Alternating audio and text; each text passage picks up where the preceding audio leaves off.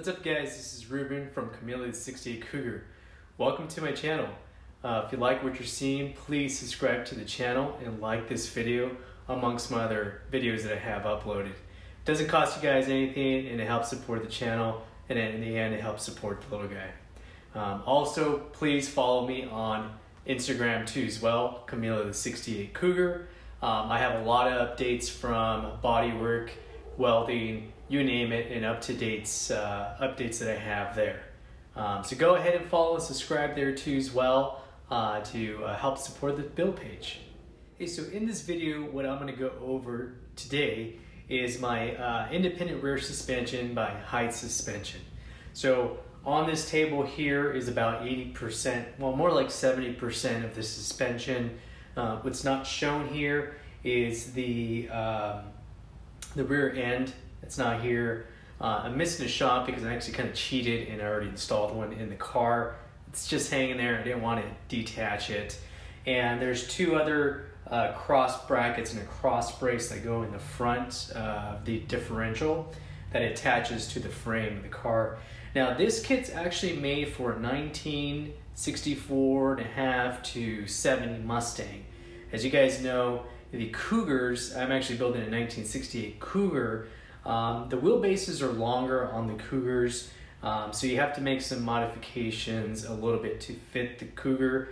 But thankfully I was able to fix that, so I addressed that. I lengthened these strut rods here. They go to the back. So everything fits okay. So again, what I'm going to go through this video is show you guys what's part of the suspension here for Heidts suspension with their independent rear suspension that I'm fitting over to a 1968 Mercury Cougar. So stay tuned in the next details and I'll go walk through that piece of it. So why I chose Heidts independent rear suspension for my 1968 Cougar. I've always had a live axle in my vehicles. I had a S197 Mustang that had a live axle. Didn't quite make it over to the S550s that have the independent rear suspensions. So for Chameleon 68 Cougar, I wanted to do something completely different. And I said, hey, why don't I look into an independent rear suspension? So years ago, I was looking at suspensions. I connected out there with Stangaholics, spoke with Ryan, talked to him a little bit, told him, hey, I'm thinking about either doing a TCI 4-link suspension kit that has the bar that goes underneath. I don't remember the actual term for it. But I also looked at the Heidts independent rear suspension. I did a lot of math, and to get something, don't get me wrong, the TCI kit's phenomenal. I love it. I love the way it looks, and I'm absolutely sure it handles phenomenal. But I also wanted a kind of a surprise underneath this Cougar that I'm building. So ended up crunching some numbers, and I found that the difference wasn't that much of a difference to get independent rear suspension. And if you guys all know the benefits to independent rear suspension. So that was another added benefit of why I chose the Heidts independent rear suspension. Let's talk about color scheme. So for my independent rear suspension, the color of my vehicle, of my 1968 Cougar that was painted, is avalanche gray. So avalanche gray is found in the late model GT350s and also some of the Ford Raptors that are available on the showroom floors from Ford. So that's the color there. I dreamt up of what the vision would look like for my 1968 Cougar. I wanted a combo between black, the avalanche gray, and some red accents to that too. So for the suspension, for the front suspension, I'm actually running a TCI independent front suspension. The works are in the front of that, but the suspension components of that are black and red, or actually Bango red. So I wanted to follow that same thing to tie the front suspension and the rear suspension, even though they're made from different manufacturers, crossing my fingers that they both work absolutely well since they're different from different manufacturers. But nonetheless, I went with the black and red color. So what I'll do next here is I'll show you kind of some of the suspension components and the colors that I painted each one of those. So I dropped off my parts over to the powder coating shop in my hometown. What better way to help out your hometown than supporting businesses out there, right? I took in my suspension, and I'll show you guys in the next photo. where I labeled everything for the shop, so they just could not screw this up. And here is the next photo here.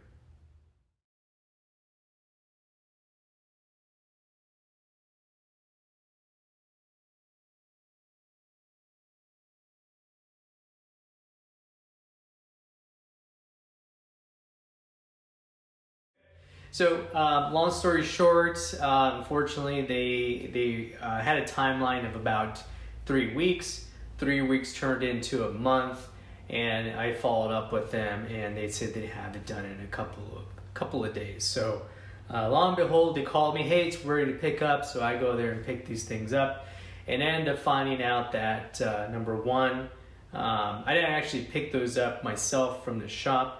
Actually had my father go by and pick them up because I was tied up with work. Wasn't able to make it there on time, so I asked my dad, hey, can you go there and pick up these parts?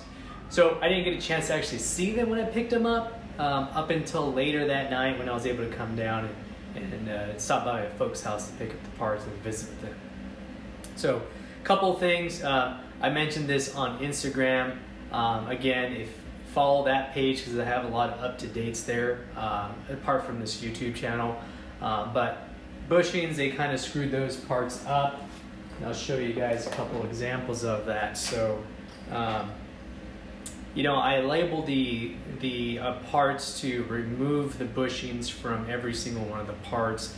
And actually I took it a step further. As I dropped off the parts, I spoke to the guy there and I said, hey, are you guys able to remove bushings off the parts, because I left them on there because I don't have a press. Can you guys do that? If not, then I'll just take them somewhere to get it removed. Pay up the wazoo that the machine shops are charging nowadays to get these things removed. He said, don't worry about it. We'll take them off. We do this all the time. We'll remove all the bushings so that way you don't get ruined. Sometimes customers insist on us powder coating them, and before you know it, they ruin the bushings. No big deal. Okay. Fast forward, I go pick up these control arms and some of the suspension components, and well, here it is. This was actually a softer rubber, and it's actually really, really hard now. Broke apart, they baked them on there. They ruined some of these here, and you can see they actually painted over it and baked it. The inside of it seems to be okay. But then the outside is just stiff as a rock. So I called Heidts just to verify with them. A couple of ones over here too.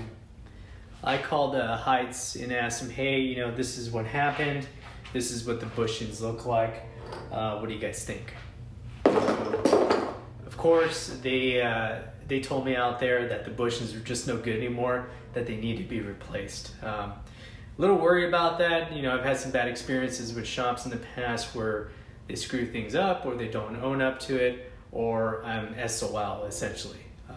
So I went out there back to the owner and I said, hey man, I really asked you guys to remove the bushings. I labeled everything and you guys baked my bushings, so they're ruined. The good thing is I have a good relationship with the shop owner. I think he had one of his other associates powder coat these parts, and he says, you know what, give me the invoice on it. I'm sure it's not going to be that much, but we'll take care of it and we'll just deduct it off the bill. Excellent, no problem. Okay. Second thing, when I first got these parts, the red color here, I noticed right off the bat when I picked them up from my parents' house that the red looked a little bright from what I have currently on the front control arms of the and sway bar of the TCI Independent Front Suspension Kit. So right away when I saw it, I said, ooh, that doesn't look right. So, okay, I bring the parts over and they don't match the front suspension. It was more of an orange color, and they don't match my roll cage either that I have in the Cougar. So when I went back and talked to the guy, he actually says, well, we didn't use, Tiger. I think it's Tiger who makes this powder coat. He said, we didn't use Tiger, we used Sherwin-Williams. We normally get pretty close to matching the color. If not, we do match it, but obviously in this case it didn't work. No worries, I'm gonna go buy the powder and we'll get the correct one for you and we'll get that fixed.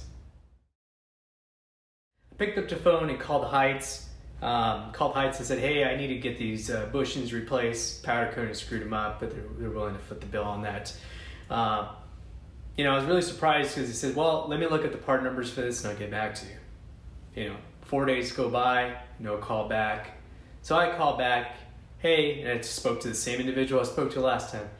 Hey, you know, I was calling to follow up on these parts. I haven't heard anything yet. It's been 4 days. You know, they stock these parts for their suspensions. Why is this taking so long? So, oh, you know, I don't have any recollection of that, which I was astonished. Okay, here's my information. This is what I need. Da da da da. Get back to me. All right, cool. All right, we'll get back to you. I'll let you know when we're ready with that. Okay, cool, no problem.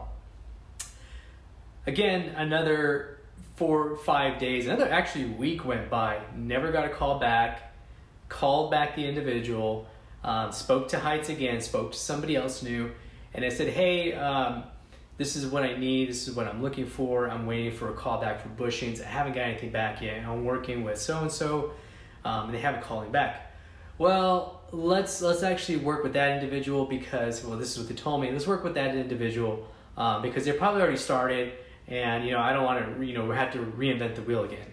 Which I was a little shocked because, I mean, if you stock these parts, what's so hard about, you know, grabbing these parts from the parts bin, putting an invoice together and shipping them out to me, okay? Another couple of days go by, still no call back from Heidts. At this point, I was a little pissed off because, as you know, the Heidts independent rear suspension is not cheap. It's actually kind of expensive, but you get what you pay for, which I'm okay with, okay? Spoke to another individual there, expressed my deep frustrations with Heidts and, well, not necessarily like Heidts, but the individuals that have been helping me, the salespeople there. This guy took care of it. Long story short, it turns out he has family here in the Central Valley to Clovis, which is right next to me. Nice guy, took care of me right away. You know, called me back that same day and says, hey, I got this, I got all the parts list, X amount of money to get this thing going. I paid, and finally the parts got ordered. So, long story short, there was a delay not only for powder coating to fix everything that they screwed up, but then also Heidts actually dropped the ball a little bit too as well. But we got things ordered, and I got my replacements. So, okay, so let's take a look at the color schemes I went with. So this is the coilover shock that goes in the back of the independent rear suspension. I believe this is a Viking shock. I think I saw that it said it somewhere on here. I could be wrong, but I think it said it actually on the spring. The spring that comes with the kit is actually a silver color that's powder coated. In order to tie the rear suspension with the front suspension, I decided last minute to change the color of the spring. I had to powder coat this black to tie in the rest of the suspension in the back. Okay. These are the upper control arms, or kind of a J that connect to the hub. This part of it here goes connected to the crossbar of the independent rear suspension to the top, and then this connects up here at the top of the hub where your wheel goes attached to the hub, right? Both of these are black, of course, to match, and this is the hub piece. It's a little heavy, actually very heavy. I don't know, 30 pounds maybe. So this is the hub here, powder coated black. As I said earlier, the scheme of this that I want to go with was with this black color, which is correct, but I actually put tape on here for the powder coating shop, and I labeled it to clear it with powder. So clear powder coat. Because I wanted this actual label, it's actually like a stainless steel label that's here, and the Heidts logo's here, and it says Heidts suspension, and the rest of it's like in a bare metal, but then the letters are black, so it looked really cool. So I thought, hey, that's actually gonna look pretty cool behind the wheels, right? That I'll end up putting on the car. Lo and behold, when I get this back, one of them did not have tape. One of the sides actually didn't have tape, and it didn't have tape here, And the funny thing is it wasn't even coated. They didn't even put clear coat on there. So I was like, okay, well, that's gonna end up rusting in time. So then when I pulled the other hub, there was green tape over it. So when I pulled the green tape over, I ended up finding out that they blasted the whole thing, and there goes the tack. So I had no other choice other than to just powder coat the whole damn thing black and be done with it. So it's not a big deal, but it was just a tidbit that I really wanted to, you know, display. But at the end of the day, I guess it's not the worst of things, right? Okay. These are the trailing arms. So I got these tops here powder coated black. I don't know if you can see that here, but there's some marks here that they left from hanging this, which doesn't even look good. Hopefully I don't have any issues with that when I run the bolt that goes through here. But again, this is a red color. This can attach from the lower control arm, actually. It's attached to the lower control arm to the front subframe connector.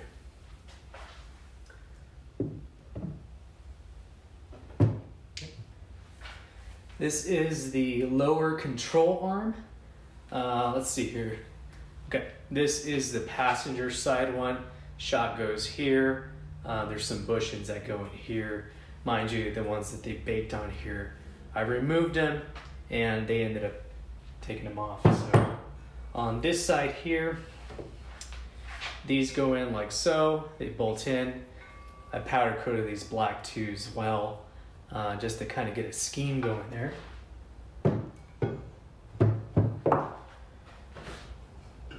This is the driver's side lower control arm. Sits on the other side of the car. This is also obviously black to match the scheme.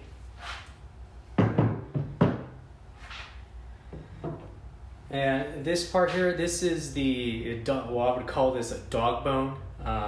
This sits in the back of the suspension. So if you're looking at the rear end of the vehicle with the Heidts suspension, you'll see the rear end. And then this actually goes, it's a crossbar that goes across. Lower A-arms go attached to it here, and then it bolts onto the differential piece. So powder coated this black too as well to tie everything together. And I also powder coated these little end links here too.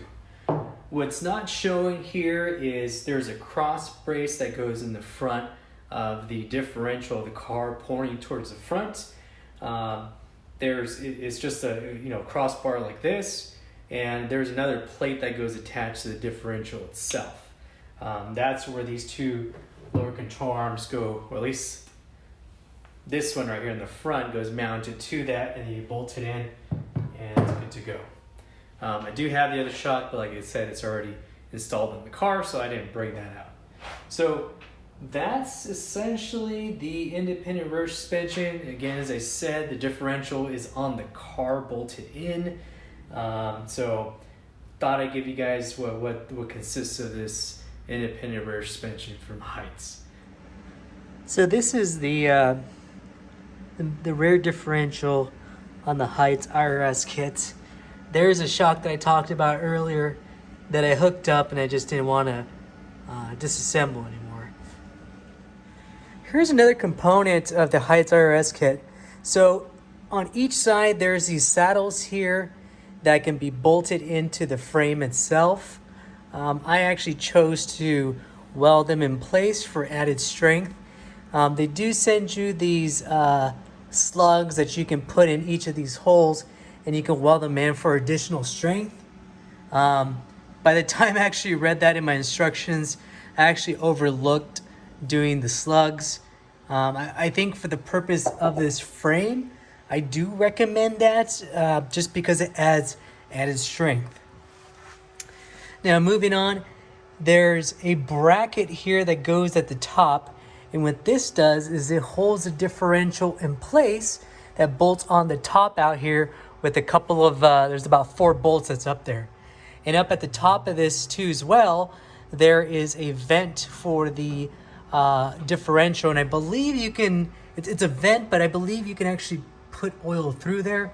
I have to double check and see if there's a plug up here. But that's essentially what comes with the IRS kit. I talked about the plates, and this is a crossbar that I referenced earlier today. It bolts between the frame rails here, and I actually did not weld these because that way we can detach those. But there's also another bracket that goes here. I'm missing a bolt there that I need to get from Heidts. That smeared a while ago. Anyways, I powder coated this black, and I also powder coated this piece black here to match the pinion here at the back. So that's what's essentially what's part of the kit for the IRS. What's missing here are the brake calipers. Now these are Wildwood 10-inch brake calipers. And here comes the heavy-duty axles that go attached to the hub that sits around right here. So I'm going to put this together for you guys, and I'll show you some quick sped up videos of me assembling this. But again, just wanted to give you guys that walk around so you guys can see what that looks like under the 1968 Mercury Cougar.